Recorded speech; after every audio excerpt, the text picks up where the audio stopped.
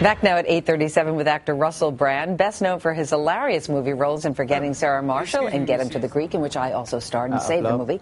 But he's also a best-selling author, and now everyone's favorite British bad boy is out with a new memoir called Bookie Wook 2. This time it's personal. Russell, good morning to you. Good morning. What do you mean this time it's personal? The first book was pretty personal and raw. Yes. You talked about everything, your heroin use, prostitutes, a lot of stuff. I did that this time. It's personal as a joke because of the highly intimate nature of the first book. Oh, I get it. It was a frivolous gag. Well, if the first book was about sort of your rise from rags to riches, what is this book about? I think it's a love story about how, like through falling in love and romance, you can conquer seemingly insurmountable addictions and appetites, carnal appetites. And you're being serious when you say this, really? You fell in love with Katy Perry? Yeah, that definitely happened. I remember it happening.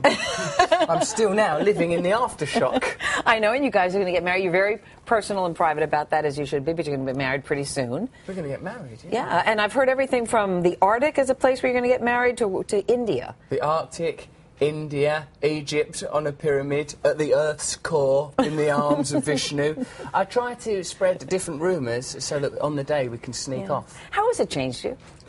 It's changed me. Seriously? It means I've got a lot more energy when I'm on tour, primarily. And I stay out of mischief a lot more. It's really good. It's sort of been quite sort of devotional for me and sort of lovely. Did you know from the moment you met her?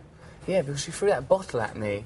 It was like I think, she threw a bottle at me, it struck me in the head, I received either a head injury or true love in that moment. Did she really throw a bottle at you? And I just didn't realise that? No, that's really a true thing that happened to me. Wow. I don't know what happened with you and your partner, but well, me, it's nothing like bold. that. Nothing like that. And, you know, recently I got to ask you about it. A couple of months ago, you defended her. When she was, the paparazzi were getting a little too close to her at the L.A. airport, and you ended up getting arrested for that. Any regrets about that, or...? Currently, I do not have regrets about it. They can be quite overzealous, them photographers. They're very, very keen nature photographers. Sometimes they want to get into medical areas.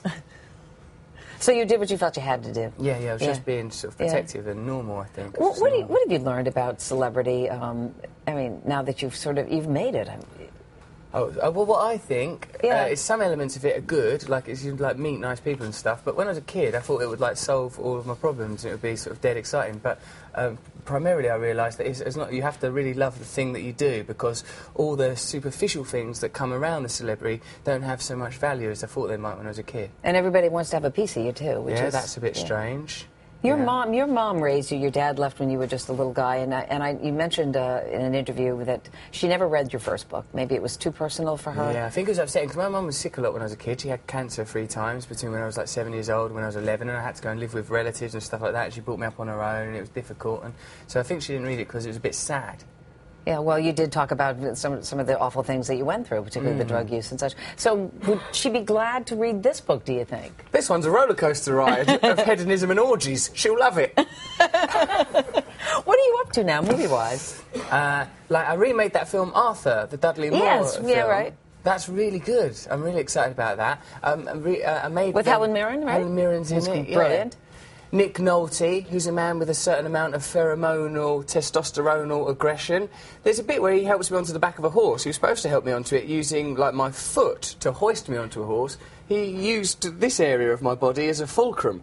Really? Yeah, if someone's helping you onto, a high ledge, were you to assist me onto this, I'd expect you to assist me via the foot, not via the groin. No, that would hurt. No, obviously. I mean, obviously with you it would be more of an appealing idea. But Nick Nolte has very rough hands.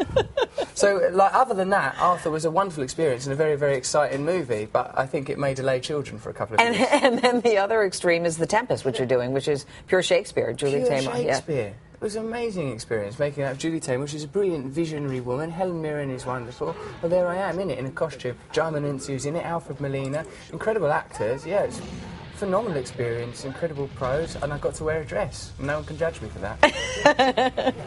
Okay, you're getting married. Can we expect children pretty soon? I just got to ask. I don't know, because remember, I've got a job, Katie's got a job. So I think what? I have to wait I got a job, I have kids. How many? 3. Well done. Yeah, nice. Just putting it out there. You certainly were. It's always good to see you.